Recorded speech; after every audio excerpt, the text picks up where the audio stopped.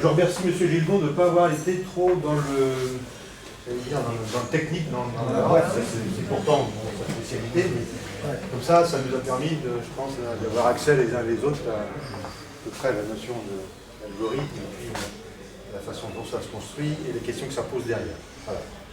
Voilà, donc la première question. Oui, moi je suis gêné un peu par le terme utilisé par intelligence artificielle. Sachant que, bon, il y a des données qui rentrent, et ensuite, il y a l'algorithme. C'est pareil, le terme qu'on utilise dans l'algorithme, on a l'impression que c'est quelque chose qui est mystérieux, qui travaille de lui-même. Or, pour moi, l'algorithme, c'est pas ça, c'est des questionnements, et on se pose des questions, et des questions, on donne des réponses. Mais ces questionnements sont définis par l'humain, et non pas par quelque chose de surnaturel ou... Alors, il y a deux questions dans l'une. Oui. Il y a une question sur le concept d'algorithme, et puis ensuite la question sur l'intelligence C'est deux questions dans l'une, mais c'est quand même une question générale, c'est-à-dire qu'on suppute à ce data-là un phénomène de décision qui lui est propre. Alors, ce n'est pas une décision qui est propre au système, c'est une décision qui est propre à l'humain qui a conçu ce système. Alors, pour être plus précis, oui, je souscris tout à fait à... Merci. Oui, je souscris tout à fait à votre point de vue. Alors peut-être sur le côté surnaturel, il y a bien sûr pas de surnaturel là-dedans. Le point qui est assez central, c'est probablement celui de la statistique en fait. Ces techniques-là prennent des décisions qui sont jugées les meilleures, optimales, selon un critère qui est souvent statistique, que en gros l'avenir sera comme le passé. Donc on montre des exemples, et à partir de là, on montre des exemples à la machine, on lui donne aussi généralement une règle de la manière dont il faut, une forme de règle générale, dont il faut qui va lier l'entrée à la sortie, et donc une sorte d'architecture générale interne, et dont la machine va régler les détails des paramètres par les couples entrée-sortie qu'on lui fournit.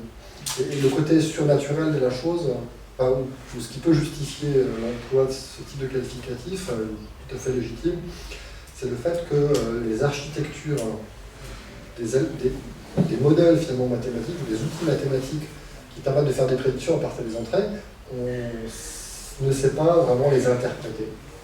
Souvent, on ne sait pas les interpréter.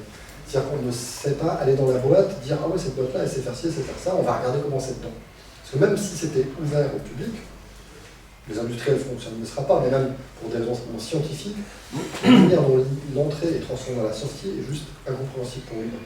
Pas par volonté, mais c'est parce qu'on a constaté que les technologies qui marchent le mieux sont celles qui sont assez peu compréhensibles pour les autres. Donc c'est un peu, voilà, c'est un peu dommage de ce point de vue-là, mais globalement c'est de la statistique en fait qui est derrière. Quoi. Ça cherche à optimiser de la même manière que l'actuariat, les assurances, etc., ou la banque depuis avant les ordinateurs cherchent à optimiser leur rendement. Là c'est un petit peu la même chose. Quoi. L'assureur, depuis les années 50, constate que vous habitez là, puis vous avez la voiture comme ci, comme ça, puis vous êtes un homme, une femme, vous avez tel âge, donc on va vous mettre tel peu d'assurance.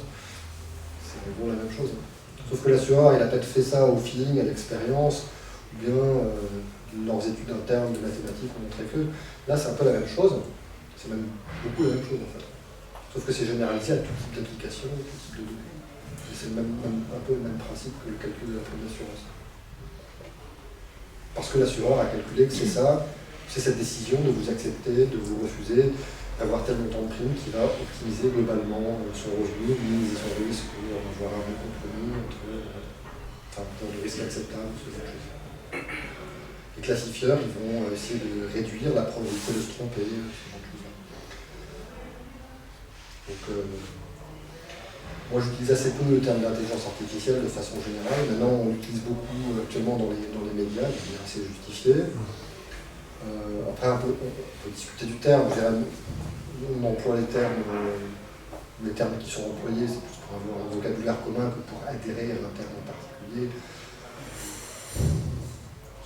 Moi j'utilise assez peu le terme d'intelligence artificielle, il est plus utilisé dans d'autres communautés scientifiques en fait, qui sont moins liées à la statistique, mais qui sont plus liées à la modélisation mathématique du raisonnement. Ce genre de choses. Comment on modélise l'incertitude, comment on modélise l'imprécision, comment on modélise ce genre de questions. Parce qu'il y a différents niveaux de l'intelligence artificielle. Moi, je suis profane, mais j'ai lu l'intelligence artificielle faible et la forte. C'est un domaine très riche, hein, qui a chacun ses vocabulaires, ses communautés, ses manières de penser, ses petites bagarres internes. Il y a une aspect. Bon, c'est probablement un peu moins... Il n'y a pas trop de polémique non plus, mais... Bon, en fait, on se bat assez rarement en interne sur les questions de sémantique. Ouais, par exemple, on ne parle jamais de big data. Pourtant, en fait, c'est ce qu'on fait pour l'essentiel. Là, je ne vais pas parler de volume. J'ai très peu mis l'accent ce soir sur les questions de volume. En soi, ça pose aussi des gros problèmes, mais qui sont assez autres, on va dire, assez différents, qui sont plus technologiques, on va dire, plus scientifiques et technologiques. C'est peut-être moins intéressant, je pense, pour ce soir. Donc, on ne parle jamais de big data en interne dans les labos. Un jour, on a compris que la société appelle ça big data, que l'industriel appelle ça big data. Si on veut qu'on appelle ça big data, on appelle ça big data. On se comprend comme ça, on passe votre sur le nom. Là aussi, effectivement, des fois, c'est pas très clair. On sent bien que ça. Mais nous, on l'avait employé. Voilà, mais parce que ça parle. Ben voilà, parce que ça parle. Donc, c'est pareil, et sans scrupules et sans trop de. Bon, c'est pragmatique un peu comme vision, ça pose pas. Je sens que je ne réponds pas pleinement à votre question. La question, c'était aussi un peu, il y a quelqu'un qui décide quelque part de l'objectif. Oui. Ah oui, non, mais là-dessus, je suis tellement d'accord. C'est-à-dire que le modèle mathématique sous-jacent, il est... alors, en fait, le mot algorithme, il est gênant, essentiellement, effectivement, parce qu'il dissimule... En fait, algorithme, il y a le processus de calcul, et puis il y a le critère à optimiser. Qu'est-ce qui est mieux? Et c'est globalement quand même plutôt un humain qui décide comment on va dire ce qui est mieux. Après, l'ordinateur calcule comment on obtient la meilleure solution, mais il ne dit pas ce qui est mieux. Et effectivement, là peut-être que je comprends tardivement votre souci et votre question, on a tendance à dire oui, mais c'est aussi l'ordinateur qui dit ce qui est mieux, et puis là on va pas trop discuter de ça. Ça peut être commode de cacher ça. C'est facile. Voilà, et en fait, c'est évidemment un critère qui va être souvent, on va dire, économique, qui peut générer. Excusez-moi, mais il y avait une demande préalable, donc je pense pas que c'est vous. Non. Vous n'avez peut-être pas besoin du micro, c'est des souvenirs. Moi, j'avais deux questions différentes à vous poser. La première, est-ce que vous pourriez faire un petit résumé de la position de la Commission européenne? Qu'est-ce qu'on prépare? Vous en avez fait un peu allusion tout à l'heure. Et la deuxième question, par rapport à la lutte contre le terrorisme, algorithme de la police, est-ce que vous pourriez dire un mot aussi, simplement pour un peu poser la réflexion? Alors, sur ces questions d'élaboration du droit, moi je ne suis que le petit bout de la lorgnette. Je ne suis pas ça de manière extenso, je dirais. Moi j'ai juste suivi un texte en particulier qui était intéressant parce que de manière très intéressée pour les laboratoires, on a besoin de vivre. Et donc on surveille quelles sont les règles qui sont susceptibles d'être imposées aux entreprises. Et nous, on va leur dire, mais vous voyez, la règle machin qui va sortir dans 2 ans, vous ne savez pas faire, et nous, on sait faire. Donc, travailler avec nous, et nous, on sait faire. Ce n'était pas exactement votre question. C'est juste pour expliquer que du point de vue des labos, on a une vision, en informatique, en tout cas, moi, j'ai une vision probablement un peu trop étriquée pour dire, voilà, la vision de la Commission européenne serait, si je ne serais pas capable. Vous connaissez les mouvements d'ensemble? Je pense que c'est assez fluctuant pour tout dire. Enfin, je serais plutôt optimiste. D'accord. Je serais plutôt optimiste. Alors autant sur les questions de concurrence, chaque jour nous inquiète, hein, autant sur la question du respect de la vie privée et de la discrimination, je pense qu'on peut espérer des choses. Et en particulier, un point qui est intéressant, c'est de considérer que on va dire, les technologies de la vie privée au sens large, de lutte contre la discrimination, etc., c'est potentiellement un marché. C'est-à-dire que des entreprises qui fabriqueraient, diffuseraient, intégreraient, etc., des technologies qui permettent d'avoir des services conformes à des critères européens, ça peut être un moyen pour l'industrie européenne de renverser un peu la vapeur par rapport à des dominations américaines, pour raccourcir, de dire ah ben voilà, en Europe, il faut se conformer à telle ou telle norme, si vous ne rentrez pas, et bien justement, nous, on a la techno, donc, parce qu'en fait, c'est souvent un peu le problème, c'est que si on met des normes qui en fait bloquent les marchés, souvent ça se fait pas en fait. Si par contre on réussit à renverser ça en avantage économique, pour l'instant on en est loin, mais c'est des choses qui peuvent venir, donc être respectueux de la vie privée, être conforme à ce type de normes, ça peut être un avantage économique, enfin ça peut amener vraiment un développement d'emploi et d'activité. Là, il y a des choses intéressantes à faire. Donc cet argument-là, il est assez sain et optimiste dans le débat. Enfin, moi, ça fait des choses constructives qui ne sont pas ni se laisser envahir, ni mettre des blocages, parce qu'il faut, c'est aussi intéressant de profiter du nombre de ces technologies. Puis vous aviez une deuxième question aussi, je crois. La sécurité. Sur la sécurité, voilà. Oui,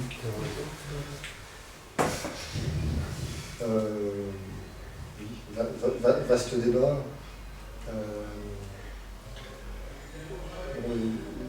Les choses qui sont on va dire, remarquables, c'est à quel point, comme les algorithmes de reconnaissance automatique, par exemple, maintenant savent surveiller les foules, par exemple.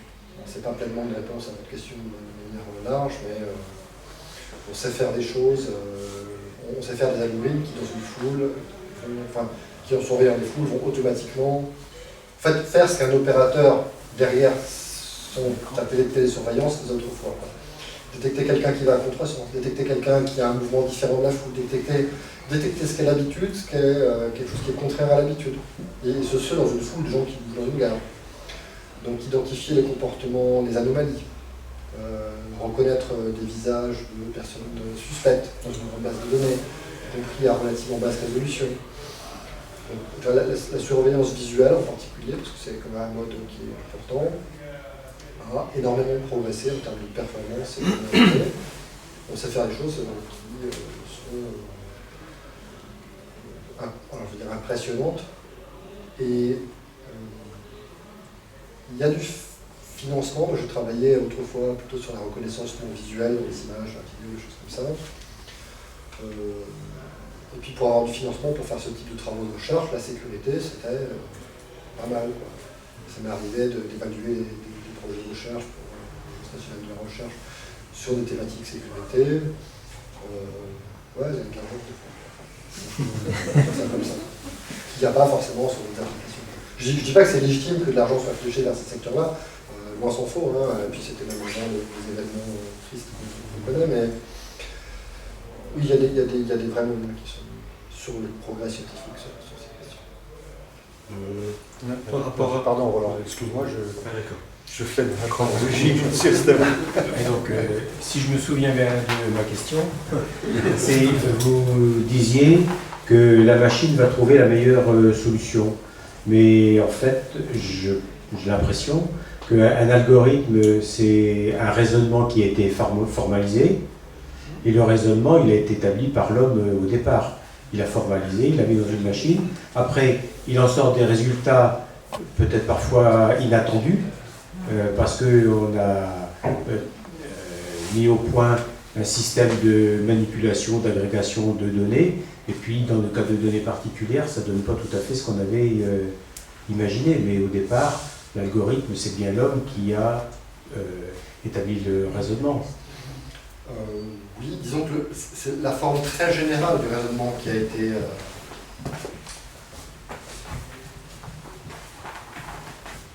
Merci. Oui, c'est l'homme, mais ça peut être l'homme dans l'idée très très générale du raisonnement, et le niveau de détail du raisonnement peut être fixé et déterminé par la machine. Autrement dit, le degré de supervision dans la forme du raisonnement peut être finalement relativement faible.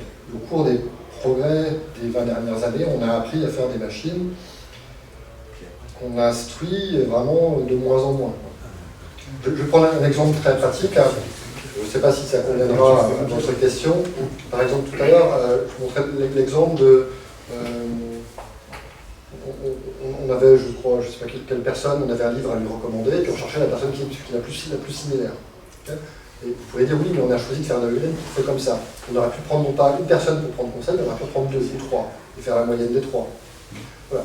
Donc on voit qu'on avait choisi un algorithme particulier, c'est l'humain qui l'avait choisi. Sauf que, en pratique, par exemple, Amazon choisit automatiquement de combien de personnes il faut prendre conseil.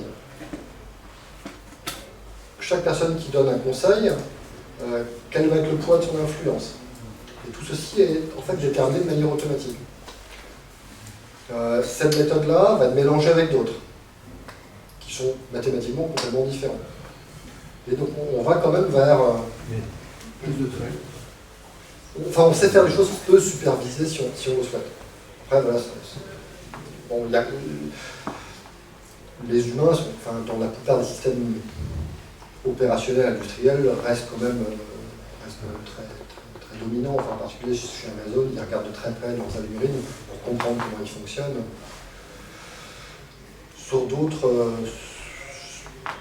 algorithmes, de reconnaissance de visage, des choses comme ça, il n'y a pas du tout dans la vie. Sur des choses comme de la recommandation dans les réseaux sociaux, là il y aura encore des humains dans le raisonnement. Parce que pour les industriels, il y a aussi, enfin, disons les entreprises, il y a aussi une valeur ajoutée à interpréter ce que dit la machine. Parce que s'ils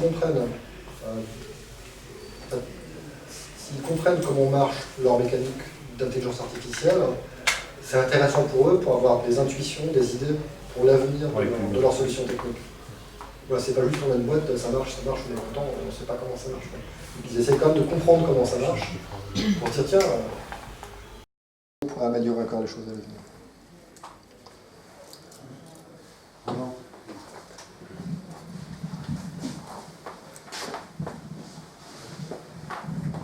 Je voulais parler pour la question précédente, pour continuer, c'est-à-dire qu'avec l'Europe, est-ce que chaque pays a ses propres données qu'il ne peut pas donner à d'autres pays, ou alors ils achètent leurs données sur la question publique, par exemple pour la police, pour rechercher des recherches. Est-ce que les données sont confidentielles à chaque pays, ou alors ils collaborent à donner des données Je serais très peu compétent sur ces sujets-là. Je pense que sur ce sujet-là, on est... en fait, il y aura pas... Je pense pas qu'il y aura des choses très particulières, en fait, que c'est des données numériques, informatiques. Je pense qu'il y aura probablement des personnes plus compétentes que moi, pour répondre, d'ailleurs, je vais passer le micro aussi. Après, bon, actuellement, il y a des pays européens qui ont des politiques individuelles de droit sur telle ou telle politique de confidentialité. L'Allemagne, la France, l'Autriche, par exemple, sont peut-être plus vigoureux que d'autres. Et ça va. L'Autriche, par exemple, ils sont capables de tracer les champs. Les champs, on va dire, de protéger leurs citoyens mieux que d'autres. Donc, c'est pas l'Europe fait tout, chaque nation, enfin, ou chaque État fait tout, pour l'instant c'est un petit peu hybride, il y a des droits qui se transposent à la vitesse qu'il peut dans chaque pays, avec la volonté, la mauvaise volonté. Bon, c'est vraiment en train de se faire. Je vois des choses passer, mais j'avoue que je n'ai pas à regarder en grand détail ces questions-là, principalement parce que ça n'affecte pas strictement la manière dont nous travaillons. Désolé, je ne sais pas bien répondre à votre question. Celle-là. Moi j'avais une question par rapport au droit à l'oubli. la loi française va le concrétiser. Enfin, j'avais cru comprendre que c'était en réflexion. Parce que là, sur ce que vous nous avez dit, par exemple, quand on fait des recherches sur Amazon, combien de temps c'est conservé par ces entreprises? Parce que vraiment, il y a ça aussi. Et puis il y a le droit à l'oubli par rapport aux réseaux sociaux, en particulier pour nos jeunes qui peuvent avoir des photos à 15 ans et puis qui à 30 ans ont subi les conséquences. Donc je voulais savoir si plus sur ces questions de droit, je ne suis pas spécialiste de la question. Il y a des choses à faire sur le droit. Alors là, je vais reprendre ma casquette d'informatique avec une réponse d'informaticien avec une réponse évidemment très partielle.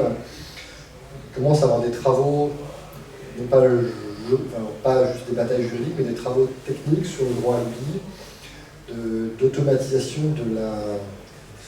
du caractère effectif de la mise en place d'un droit à l'oubli, de faire des outils qui vont vérifier automatiquement qu'un droit à l'oubli a bien été mis en place, non pas pour un individu en particulier qui fait une demande, mais de façon générale. Donc il y a des... Parce qu'en fait, un des enjeux, c'est ensuite de vérifier que telle ou telle entreprise, de façon générale, les opérateurs se conforment à ces questions-là, indépendamment du fait que tel individu a découvert qu'il était dans une situation qui lui portait préjudice. Donc s'il faut que de manière préventive et permanente, toutes les entreprises soient conformes à tel ou tel critère, on a besoin d'outils pour vérifier ça de manière automatique. Nous, on reprend la casquette du technologue pour essayer de répondre à ce besoin. Et là, il commence à avoir des travaux là-dessus. Je n'en ai pas vu beaucoup, mais ça commence à poindre. Enfin, la question, c'est de voir est-ce qu'il y a des choses scientifiques un peu compliquées ou un peu nouvelles à faire, ou est-ce que c'est juste des choses simples. Probablement, il y a des choses scientifiques intéressantes à faire, mais il faut encore les identifier en fait. Moi, je pense qu'on en est plus à essayer d'identifier ce qu'il faut faire que encore, enfin au moins autant ça que de réfléchir comment on va le faire. Parce qu'il y a des choses qui pourraient être techniquement simples, mais la difficulté c'est de faire que ce soit effectif, des choses qui sont plus compliquées à penser. Philippe Jeunet. Moi j'ai entendu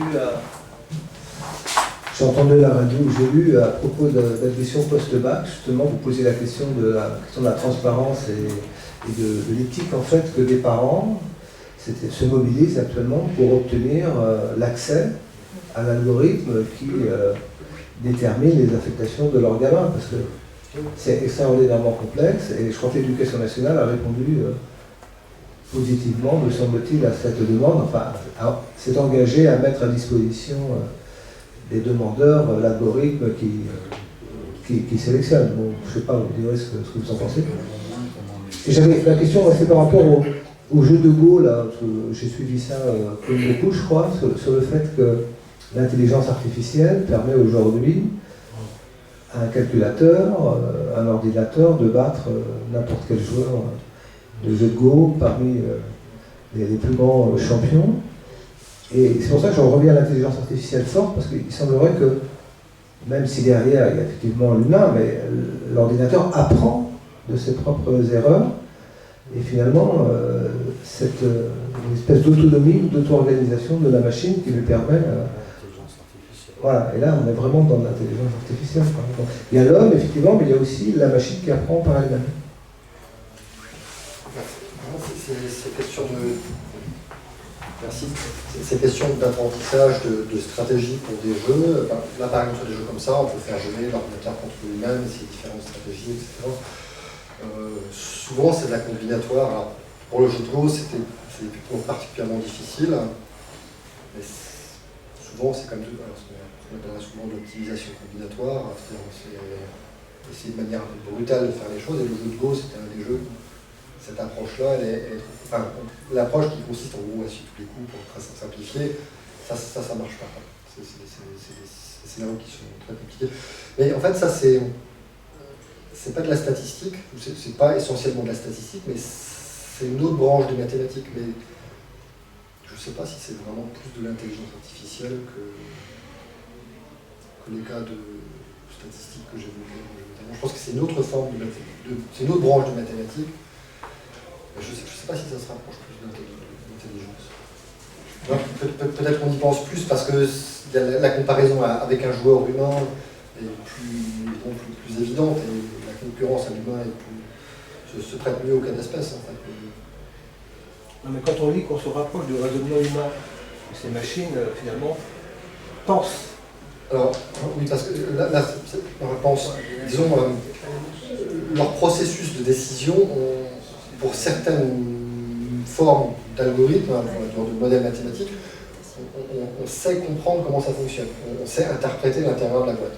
Donc, selon le modèle mathématique qu'on met dedans, des fois on ne sait pas interpréter, des fois on sait interpréter. Ça dépend de la forme, en fait, mathématique qu'on met dedans. Parfois on ne sait pas décoder. On peut regarder, mais c'est des fonctions. Hein, on ne sait pas vraiment interpréter. Parfois on sait interpréter. Ça va dépendre de l'outil mathématique qu'on va mettre dedans. Puis, effectivement, si on sait l'interpréter, on pourra dire oui, effectivement, ça va penser comme un humain. Dans bien des cas, on ne sait pas dire. Après, on peut aussi privilégier dans la mise en œuvre des techniques dont on sait qu'on va pouvoir les décoder, on va disons, les interpréter quand on regarde dedans. Auquel cas, c'est pas forcément la technique qui va la plus performante pour gagner, mais elle aura le mérite d'être un peu plus transparente et donc d'apporter une compréhension et donc de pouvoir ensuite des progrès derrière. Sur la mission post-bac, c'est relativement différent en fait, comme problème de tout ce que j'ai raconté aujourd'hui. Enfin, disons, normalement il n'y a pas de caractère statistique automatique. Un admission post-bac qui serait du même type de ce que j'ai raconté aujourd'hui, c'est quelque chose qui dirait, bon, globalement, les gens qui ont des notes comme ça, qui ont des profils comme ça, ils vont plutôt à tel endroit. Et donc, à l'avenir, on va, en gros, respecter le même type de phénomène, le même type de mécanisme. Là, c'est des règles d'implémentation politique qu'on vient mettre dans un algorithme. Donc, en fait, ça devrait être très simple. Enfin, très simple, relativement simple. J'ai du mal à comprendre, pour tout dire, qu'est-ce qui justifie toute cette complication sur la mission post-bac. Enfin, c'est très simple. C'est évidemment pas très simple, parce qu'il y a énormément de formation, etc. Mais c'est touffu plutôt que conceptuellement complexe. Je ne pense pas que ça devrait être conceptuellement complexe. Par contre, effectivement, parce qu'il y a plein de cas particuliers, parce qu'il y a plein d'établissements avec leurs critères, etc., etc. Il y a une suspicion quand même des parents. Une suspicion très légitime. Disons qu'on ne voit pas quel peut être le motif de refuser la transparence. Sinon que ensuite quelqu'un va s'emparer du code, va le modifier, va en faire un faux qui ressemble au vrai, va le publier, va expliquer qu'en fait le ministère sélectionne ceci ou cela. Ce ne sera pas vrai. Le ministère se défend d'une manière qui est parfois un peu farfelue. On entend qu'on ne peut pas publier parce que les données personnelles des étudiants dedans. Les données personnelles des étudiants sont normalement pas mélangées à l'algorithme. Même il y a les données d'un côté, l'algorithme, on va les donner dans l'algorithme et on a la sortie. Le code source, on n'a absolument pas compté en soi les données personnelles. Enfin, moi, le ministère, pour l'instant, je ne réussis pas à le défendre là-dessus. Sinon, le fait qu'il pourrait y avoir plein de débats faussés, de gens qui s'emparent de l'algorithme tel qu'il est publié et l'interprètent en même chose. Et je pense qu'il y a quand même tout à gagner. Enfin, je pense qu'il y a quand même tout à Mais ils sont engagés, hein. Ils sont engagés à donner leur code source. Voilà, donc tout va dépendre du niveau de détail des choses. Je pense qu'ils sont peut-être juste en train de nettoyer le code qui est dégueulasse, illisible, et ça va les obliger à mettre leur code propre. C'est souvent comme ça l'informatique. On fait des choses qu'on ne veut pas montrer, mais c'est parce que c'est un peu comme si vous avez un fouille. Ça marche, mais bon, je plaisante, mais enfin voilà, je pense qu'il ne devrait pas avoir de problème. Il craint peut-être qu'il y ait des procédures qui soient engagées contre le ministère pour discrimination. Si l'algorithme est publié, ça veut dire que toutes les expériences doivent être reproductibles. Quelqu'un peut refaire tourner l'algorithme post-bac chez lui et constater que le résultat est le même. Et si le résultat n'est pas le même, alors on va rentrer dans une procédure très compliquée, à minima médiatique ou polémique, des probable que les gens qui vont réimplémenter vont faire des erreurs dedans, mais le temps de faire la part des choses, ce sera tout à fait inextricable, donc le terme ne va jamais s'en sortir. Enfin, je crains ce genre de motif. Est-ce que le ministère a des critères cachés, si finalement c'est la question qui se pose, je ne sais pas. J'aurais tendance à dire que par rapport à d'autres options d'orientation post-bac qui pourraient se dérouler dans les prochaines années, je pense qu'on pinaille sur des choses qui sont... On pourrait avoir des problèmes, des mutations bien supérieures dans l'enseignement supérieur que ces histoires d'admission post-bac. Monsieur, vous aviez une autre question? Oui. C'est une question un peu terre à terre et pratique. Besoin de micro? Ouais. Nous, on entend bien. On entend bien, c'est pour ça que je pose la question. Sachant qu'effectivement, on est tout à chacun réticent à être rentré dans des petites boîtes, les navigateurs Firefox ou Chrome proposent les fenêtres de navigation privée. Est-ce que le résultat est à hauteur de leurs promesses?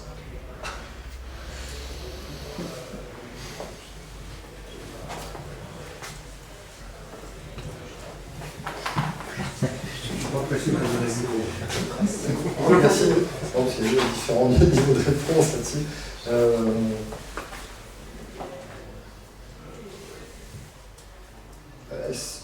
Je dirais oui, mais leurs promesses restent modérées.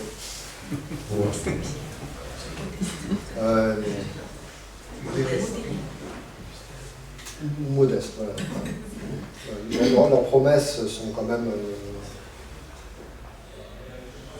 voilà, il y a beaucoup de services auxquels, si vous n'êtes pas connecté, pas réidentifié, vous n'aurez pas accès. Maintenant, en fait, si vous acceptez d'utiliser que des services, je ne vais pas dire alternatifs, au bon sens du terme, vous pouvez protéger correctement la navigation privée. Enfin, je pense que c'est une très bonne chose. Globalement, c'est bien. Enfin, par rapport à ce que c'est capable de faire, aux marges de manœuvre que cette technique-là, je pense que c'est une bonne chose. Ça évite, puis bon, voilà, quand vous entrez dans un service, chez Google, chez Apple, chez Facebook, etc., ça va quand même vous mettre en fuite. Sur Facebook, ça ne pourra pas à grand-chose. Les choses qui sont embêtantes, c'est les technologies de propagation aussi interservices. Diffuse de l'information d'un service vers l'autre. Autant que vous êtes... Parce que ça, c'est ce qui fait que vous croyez vous protéger, vous croyez avoir confiné des informations, ça se propage chez le voisin, et là c'est comme la nuit. Et en utilisant la navigation privée, on n'est pas vraiment protégé contre ça. Disons que je pense que c'est pas mal par rapport à une technologie qui reste comme locale à votre machine. Après, il faut complémenter ça avec d'autres technologies. Pas utiliser tel ou tel service. Ça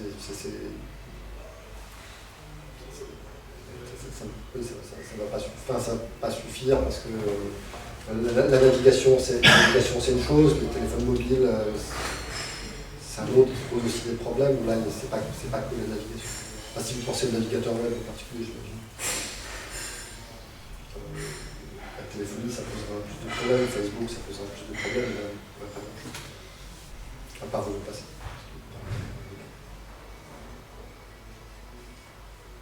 Nathalie? Vas-y.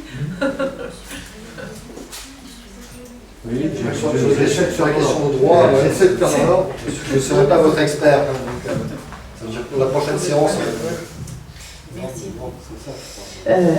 Alors, vous parliez tout à l'heure d'un foisonnement de start-up sur l'agglo nantaise. Moi, je me posais la question du lien entre ces start-up et le laboratoire. Je ne sais pas, est-ce que sur des questions d'éthique, de transparence, ils vous sollicitent peut-être est-ce qu'ils connaissent votre existence? Est-ce qu'ils ils peuvent s'interroger sur les applications qu'ils mettent en place et sur ce qu'ils mettent dans ces applications? Alors, bon, je parlais de foisonnement de start-up, je vous rassure, c'est vrai, je ne vais pas dire que ce n'est pas vrai. C'était sur les masses de données de façon générale et l'exploitation des données. Pas forcément sur l'exploitation des données à caractère personnel. Il y a beaucoup d'entreprises qui essaient de monter des modèles économiques autour des données, mais ça va être des données de transport, des données écologiques, enfin, on va dire liées à des capteurs physiques, à l'agriculture. Après, voilà, il y a aussi plein d'entreprises qui travaillent sur des données, typiquement des données de clientèle, enfin, des données d'interaction de clientèle, c'est vieux comme le monde, mais c'est quand même, ça reste une source d'idées, d'innovation importante, et il y a quand même plein d'emplois là-dedans. On peut dire, oh, c'est pas rigolo, c'est pas une crise. N'empêche qu'il y a beaucoup d'emplois qui tournent autour de ça.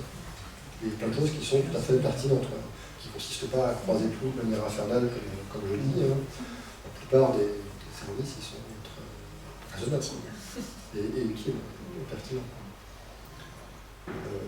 La difficulté, c'est de réussir à offrir des services, à faire des choses pertinentes, qui ne soient pas une version locale amateur d'un service qui est mieux fait par un multinational. Enfin, il faut trouver des niches sur lesquelles on est pertinent et original.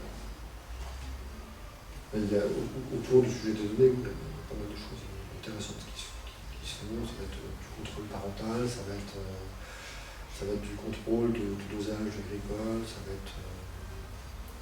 c'est plutôt les petites entreprises, parce que les plus grosses entreprises, en fait à Nantes, on n'a pas, il n'y a pas en informatique une grosse tradition de R&D, beaucoup d'industrie informatique liée au commerce, à la banque assurance, à l'industrie des services pour l'administration, des choses comme ça. Ce qui est très bien et très noble, il n'y a pas de problème, et ça fait énormément d'emplois. Juste de notre école en informatique, on a près 500 diplômés en 20 ans, dont au moins 600 ou 700 travaillent à Nantes. Plus bien sûr, sur la fac, de l'économie, centrale, de l'UT, de l'école privée, etc.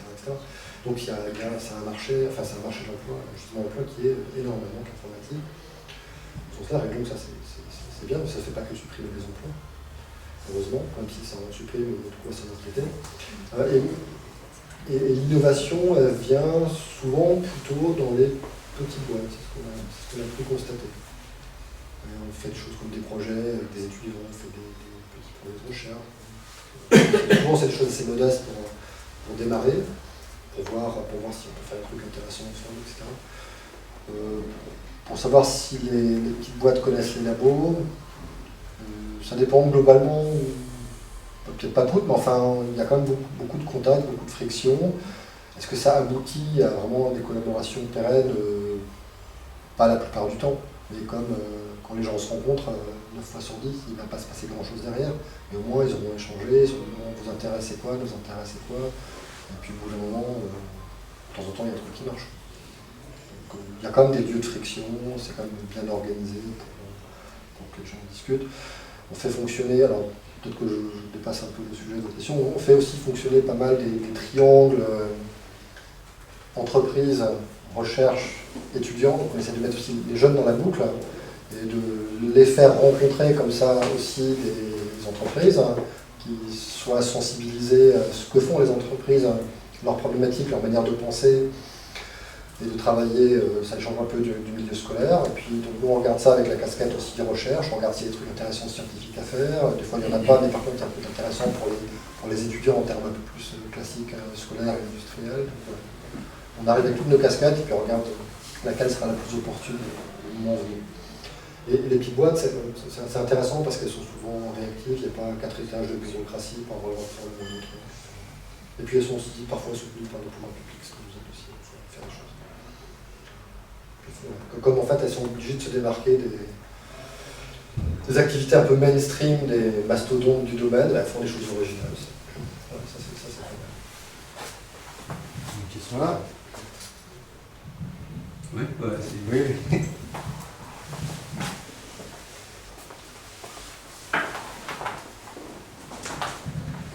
Je crois qu'à la chapelle, il y a une entreprise qui s'appelle SQLI qui est juste derrière, là. Qui fait pas mal de choses intéressantes sur les objets connectés, par exemple. C'est une société de service. C'est peut-être des gens qui travaillent dans la salle, je sais pas. SQLI. On a beaucoup d'étudiants chez nous qui vont travailler là, comme ailleurs, mais en particulier. C'est un grand bâtiment, je crois, juste là, enfin, 2 rues plus loin. Et, là, ils travaillent pas mal maintenant sur les objets connectés, donc tous les je ne vais pas dire des objets comme les Apple Watch, des choses comme ça, qui mesurent votre vitesse cardiaque, mais voilà. Ils s'intéressent pas mal à ces choses-là, qui sont aussi des choses qui servent en contexte industriel, tout autour de vous, en fait, il y a pas mal de choses comme ça qui sont en train de se faire. Excusez-moi, je dis sur c'est dans la rue d'à côté. Oui, dans votre propos, vous n'avez pas parlé du tout des robots. Vous avez surtout évoqué tout ce qui est services commerciaux, banques et autres.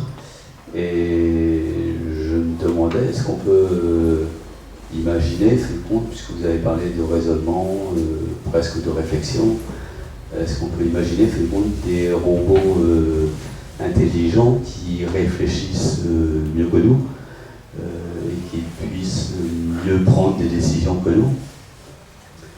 Et pour comparer, on est toujours un petit peu surpris compte des décisions prises par les politiques. Et on a l'impression qu'ils soit ils ont des algorithmes bas de gamme, soit ils ne savent pas les utiliser. Et malheureusement, ils prennent trop souvent de grandes décisions, sans avoir peut-être les moyens. En troisième qui fait citoyen. L'université populaire, pardon. La réunion des robots. Merci. Je ne m'exprimerai pas pour le dernier point, devant des autorités locales. Moi, j'en fais pas parler. Comme si chacun a sa propre bonne idée de ce qu'il faudrait faire. Les gens sont globalement, on va être en désaccord, mais pas forcément en accord sur ce qu'il faudrait faire. Mais bon. Donc, sur les robots.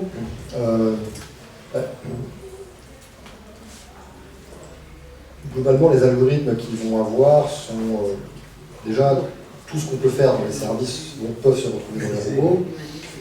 Puis il y aura des choses supplémentaires qui vont être souvent liées à la capacité d'action ou d'interaction, qui peut être un peu plus riche que des services en ligne. Pour rejoindre votre question, la question de madame qui précédait, la chantrerie, en fait, à peu près 200 mètres, même pas 50 mètres de l'école, il y a un grand bâtiment jaune qui s'appelle le Hub Créatique, qui est une pépinière d'entreprise innovante.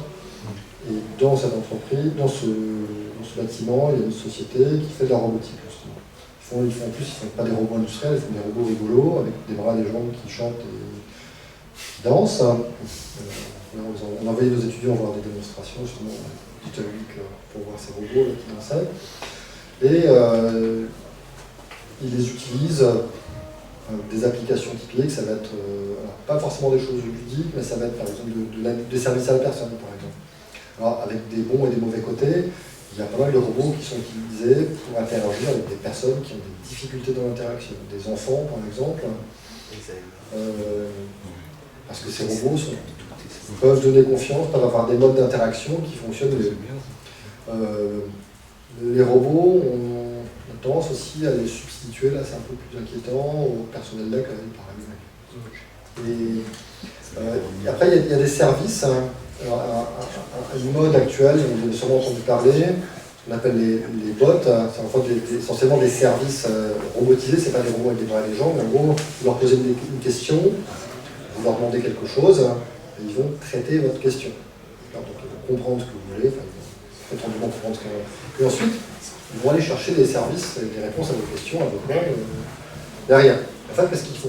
Ces robots-là, ils se mettent devant. En termes du marché, ils se mettent devant, ils viennent aspirer, ils vont contrôler les flux derrière. Donc ça c'est des sortes de robots aussi, c'est pas des robots avec des bras et des jambes.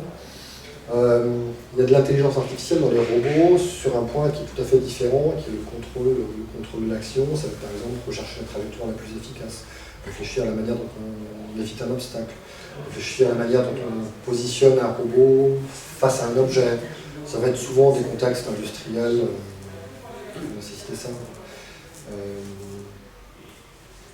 Par exemple, dans notre labo, il y a des gens qui travaillent, c'est tout à fait l'autre bout de notre labo, donc je ne le connais pas très bien. Du coup, je suis en train de fusionner avec eux, c'est fusion-acquisition de labo, c'est compliqué. Qui font de la robotique, qui font des robots qui tiennent en équilibre dans des situations compliquées, des robots qui apprennent à tomber, par exemple. comment est-ce qu'un robot fait pour quand il tombe, il va mettre ses bras, par exemple, pour protéger la caméra qui est plus fragile. Donc, dès qu'il tombe, parce qu'il a les bras pour éviter de tomber. Et ça, c'est... Je ne sais pas si c'est l'intelligence artificielle. Oui, ça en aide d'une certaine façon. Il y a de l'automatique, il y a des statistiques, il y a des régulateurs. Je ne suis pas sûr de la l'intelligence artificielle. Mais disons que oui, le couplage, le cycle observation-action,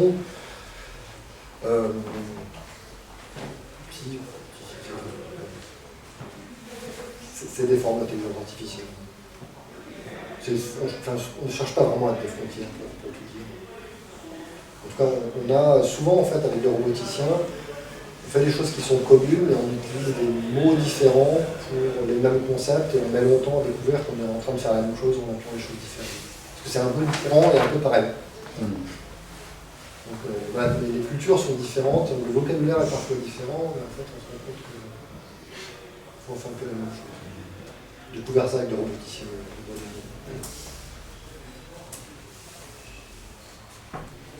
Voilà, donc il restait une dernière question. Peut-être, moi je dis une dernière, on avance peut-être, hein, mais c'est l'heure de s'avance aussi, moi. Oui, avec la réforme des collèges, les collégiens vont apprendre désormais à programmer, à faire du code. Donc vous, en tant qu'informaticien, qu'est-ce que vous en pensez? Est-ce que c'est utile que tous les jeunes apprennent ces choses-là? Est-ce que ça va en faire des informaticiens plus tard ou des citoyens avertis justement par rapport à tous les dangers que vous avez évoqués ce soir?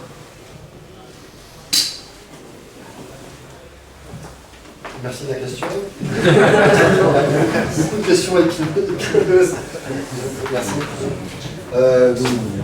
Est-ce que moi je me réjouis de ça en tant qu'informaticien? J'aimerais pas qu'on soit une sorte de lobby qui essaye de caser son dada personnel comme d'autres pourraient le faire, etc. Enfin, voilà, moi, je reconnais tout à fait l'importance des matières qui subissent l'écrasement de l'informatique, on va dire. Donc j'aurais tendance à être favorable dans une... Mais ça dépend exactement de ce qui est enseigné. Et comment. Par exemple,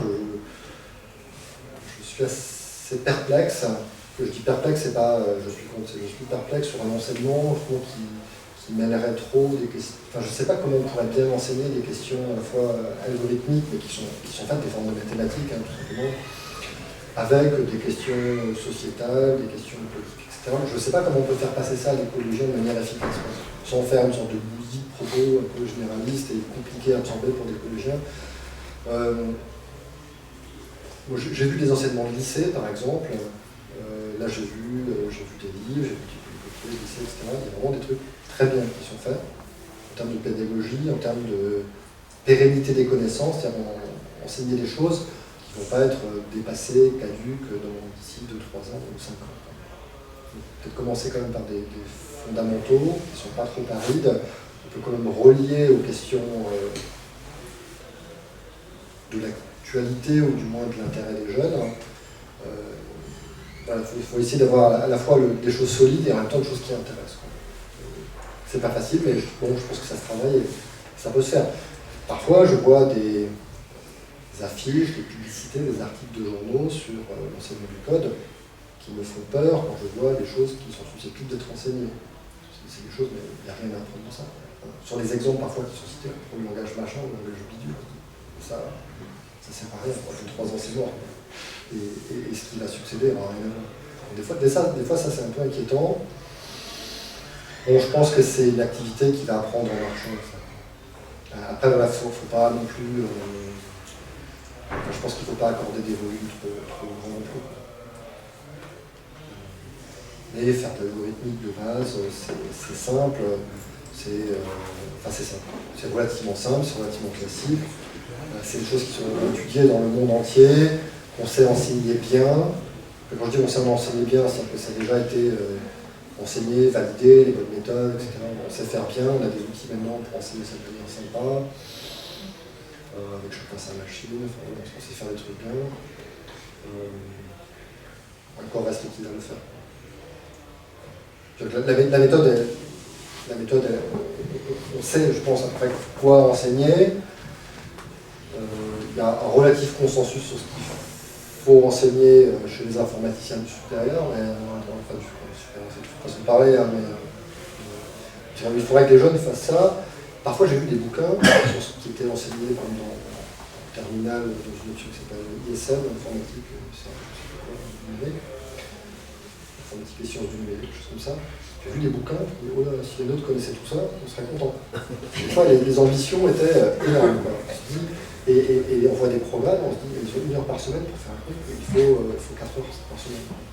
Là, on se dit 4 heures par semaine, c'est évidemment pas réaliste, parce que ça va manger plein de temps à des matières que nous, on juge souhaitable de maintenir. Donc, en tant qu'informaticien à Bac plus quelque chose, on n'a pas envie de recevoir les étudiants qui ont soi-disant tâté un peu l'informatique, mais par contre en maths c'est pas bon, en français c'est pas bon, en anglais c'est pas bon, nous en histoire géo on verra pas passer, mais ça nous en met très bien. Puis voilà. Après la question c'est que ces jeunes-là, ces enfants-là, ils ne sont pas tous décidés à faire l'informatique dans le supérieur. Donc est-ce que les citoyens, largement, on va dire, doivent en avoir fait un peu? Je pense que si on fait de l'algorithmique de base, etc., je pense que c'est bien parce que ça explique bien comment pensent les ordinateurs. Et il ne faut pas aller faire du dépannage Windows, quoi. Ça c'est vraiment pas intéressant. Faut pas faire du secrétariat traitement de texte, quoi, parce qu'il y a beaucoup de ça dans les collèges parfois. La technologie, c'est vous faites un exposé avec PowerPoint chez vous, enfin des choses comme ça c'est pas du tout. Non, c'est pratique, mais c'est très dommage de passer le temps de l'informatique à faire ça. Vous pensez que c'est ça l'intention, enfin, dans l'introduction du codage dans les études, c'est pas l'intention, c'est pas d'en faire des informaticiens. Non, j'entends bien. Ça serait un plus pour certains. Non, mais justement, mais je pense que faire de l'algorithmique de base, par contre, c'est intéressant parce que ça explique comment fonctionne un ordinateur, comment on réfléchit globalement à un ordinateur, et ça change peu. Faire des séquences d'instructions avec des boucles, des choses comme ça change relativement peu. Voilà, mais tout à fait. Et ça, c'est quand même globalement la manière dont les machines fonctionnent, dont on les programme. Et ça change relativement peu. Enfin, c'est relativement stable. Donc, je pense que c'est ça qu'il faut encore enseigner avec ça. De manière accessible, bien illustrée, pour que tous les enfants accrochent, c'est-à-dire 80%. Pas des choses trop technologiques. Plutôt les choses scientifiques et pérennes. Je pense que ça, c'est... Avec 1 heure, 2 heures par semaine. La difficulté va être ensuite de passer à la pratique. Si on veut que les étudiants, enfin, les élèves programment effectivement eux-mêmes, c'est là que ça devient le bazar, avec des salles machines, une machine pour 3, des considérations pratiques, mais il faut programmer sur le téléphone. C'est là que ça devient un peu difficile. Sur leur téléphone. Bien, allez, Roland. Une dernière fois. Je voudrais parler sur le piratage informatique. Est-ce que vous avez des personnes dangereuses et surdouées qui sont encore plus intelligents que les enseignants ingénieurs informatiques pour essayer de trouver des comptes bancaires, essayer de trouver des codes secrets sur l'armement ou détourner un avion, peut-être plus tard ils le feront? Est-ce que vous avez des soupçons sur des personnes très dangereuses? Revenez-nous. C'est la dernière question. Il y a un algorithme pour s'en faire. Merci. Donc, voilà, ces questions-là ont été traditionnellement d'abord des questions de réseau, de système, donc pas des questions de traitement de données, assez largement. En fait, ces questions de piratage, on va dire de sécurité contre les pirates, se sont transformées ces dernières années pas mal en questions d'analyse de données, en fait, de détection de comportement d'anomalies, des choses comme ça. Et ça rejoint un petit peu les questions qu'on traite en analyse de données, Là, je ne suis pas du côté du pirate, mais du côté de comment on détecte des anomalies. Donc, détecter qu'est-ce que c'est un comportement normal, enfin, apprendre en fait, tout bêtement, qu'est-ce que c'est un comportement normal, qu'est-ce que c'est un comportement anormal. Parce que ces questions de piratage sont assez souvent des questions de réussir à trouver le truc qui est un peu bizarre dans une masse de comportements normaux. Comment est-ce qu'on fait pour identifier ces choses-là? C'est souvent un peu ça le défi. Il y avait un congrès à Toulouse il y a quelques mois sur la sécurité informatique. Et à la fois côté recherche et enseignement, et puis c'était un peu surprenant de voir à quel point finalement le côté traitement de signaux et de données était important. Alors qu'autrefois c'était plus de la technologie réseau, de la technologie système d'exploitation qui était dominant sur la discussion. Enfin, ça reste encore le cas, mais moins que ça l'a été. Ce qui fait qu'on réussit à avoir un bagage de discussion un peu plus commun avec ces gens de la sécurité, ce qui est assez nouveau en fait. On a pas mal travaillé sur la question de sécurité, de surveillance avec Alcatel du temps, Alcatel en gros, ça nous a pas mal d'activités sur ces questions-là.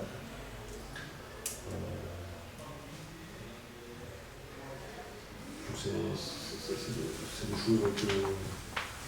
Moi, sur le côté piratage, je ne suis pas du tout ces questions-là. Par contre, le côté surveillance, sécurité, on va dire surveillance, détection d'intrusion, détection d'anomalies, des choses comme ça, c'est des choses qu'on regarde pas mal en intelligence artificielle. Et puis il y a un marché de financement. C'est toujours un peu l'air de la vie. Mais je vous rassure, on passe énormément de temps à faire des fichiers Excel, des chiffres de notre travail.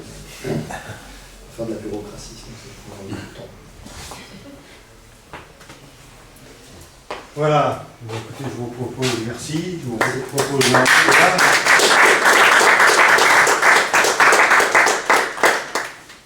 donc je vous recommande de suivre la suite de nos réflexions sur ces questions numériques. 20 au terrasse du Buisson, c'est un tout petit peu plus loin encore, un peu plus près de l'Erdre.